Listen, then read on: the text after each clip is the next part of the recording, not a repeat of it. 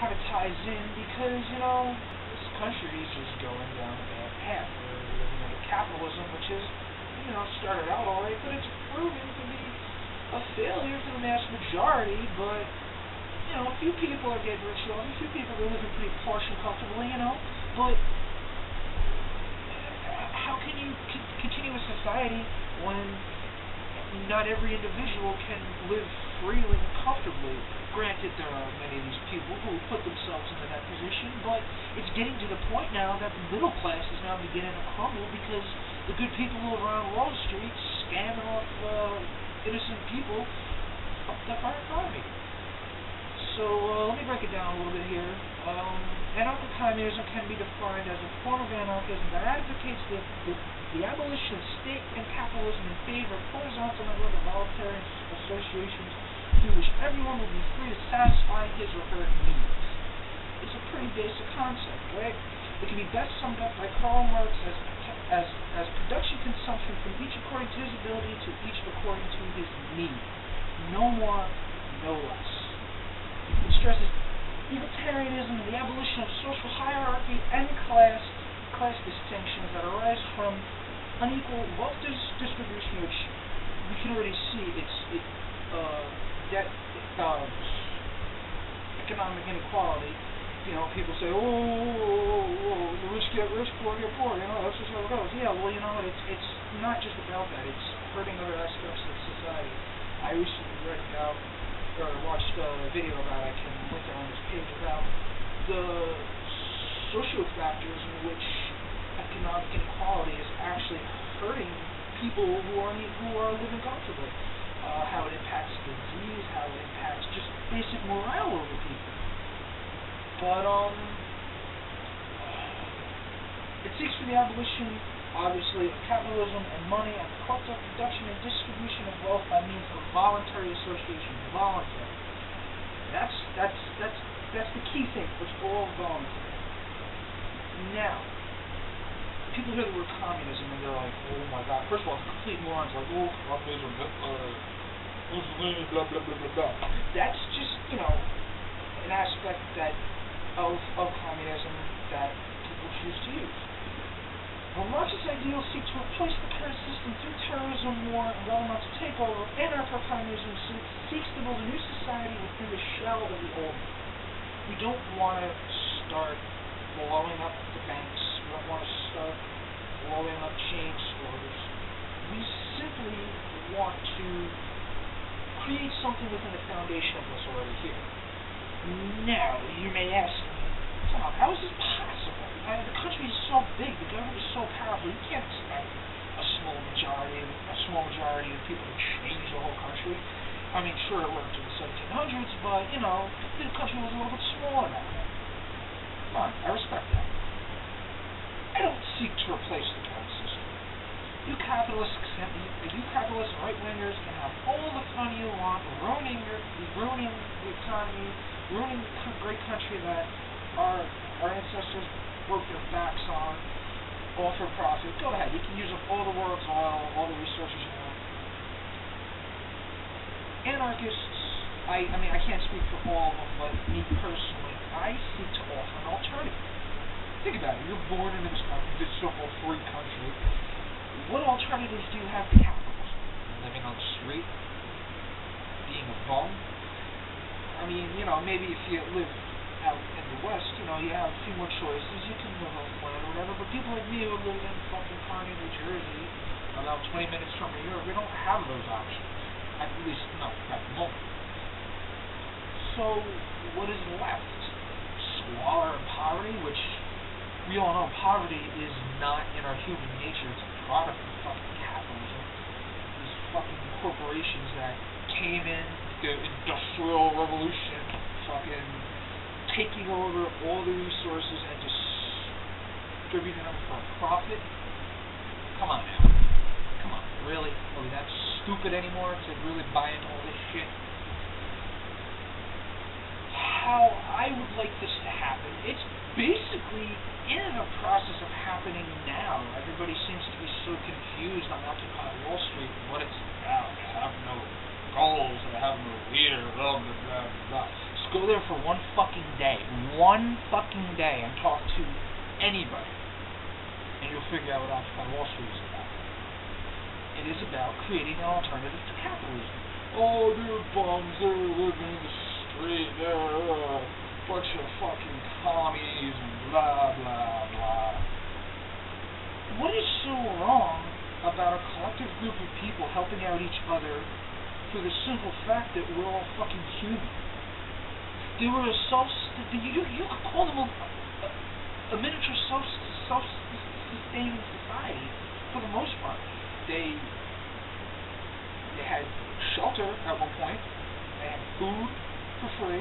Yeah, I mean, granted, they were given donations, but again, donations. People helping out people just because they're fucking people, right?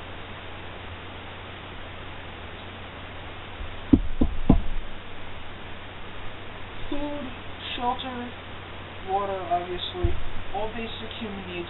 Just from a bunch of people who got online and said, "Hey, let's start this protest." It's not just a protest. It's basically another way of life. Why can't we, quote unquote, secede from this current way of doing things? Years ago, I read about this movement. I guess you could call it a movement up in New Hampshire, about the New Hampshire Free State Project. Basically, what that's about is they're trying to get freedom-loving, live free or die libertarians to all move up there and influence that society to one belief system. You don't like what they want, how they want to live their lives, don't fucking live there. Get enough of these people to influence the economy, influence the town. It's pretty damn free up there. Very, very, very liberal up there. They have no income tax. They have the loosest gun laws in the nation. They live pretty comfortably up there. And if something like that were, I haven't looked it up lately. I don't know how large it's grown, but what if something like that grew so big that you could actually remove yourself from the country? I mean, they wouldn't let that happen, but start a large enough movement to influence the masses, you never know what you can do. Why should we have to live under the leadership that we did not elect? I mean, I didn't elect. A lot of people at Occupy Wall Street, I'm pretty sure they didn't elect any of these morons, who continue to start wars that we do not support. When we go into these wars, these soldiers, these veterans are put on the street, end up in jail, they get no help from the government that sent them down. And all over resources. Don't give me this, it's about freedom bullshit. Resources, that's all war is about. It's all about money, it's all about politics. War is business, everybody knows that. Why should we have to take it anymore? And why should we be looked down upon as crazy for not agreeing with it, or anti-American for not agreeing with it? I just don't get it. Now, I know I said I was going to explain how this is attainable, and I kind of gave, a loose explanation. But, you got to start somewhere. Has it been tried? No. This is all fairly new. Like I said, it's already in the process. Like on Wall Street, people, complete strangers, looking out for their fellow man, because, like a movie I recently saw in Brazil, where we're all in it together. It's all the same underneath here. So why should we follow these fucking pigs that want to conduct every aspect of our lives? This fucking FDA that fucking controls everything we eat. Monsanto can't even get healthy food anymore. Well, you can, but it's massively expensive. The only alternative is either buy expensive, nutritious food or eat the cheap junk. I don't know where I'm off on a rant here, but yeah, an alternative. That's all I want. I don't want to change your way of life. If you don't agree with me, that's fine. I don't care. But just because you don't agree with me doesn't mean I gotta live the same fucking life you're living.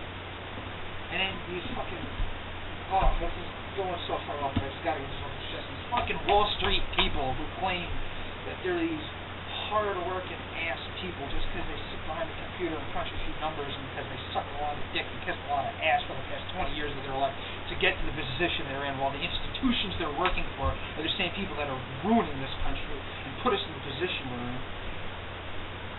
What happened to the days when every American lived on a farm and provided for themselves? Huh? How is some asshole crunching numbers behind a desk above hard-working Americans like that?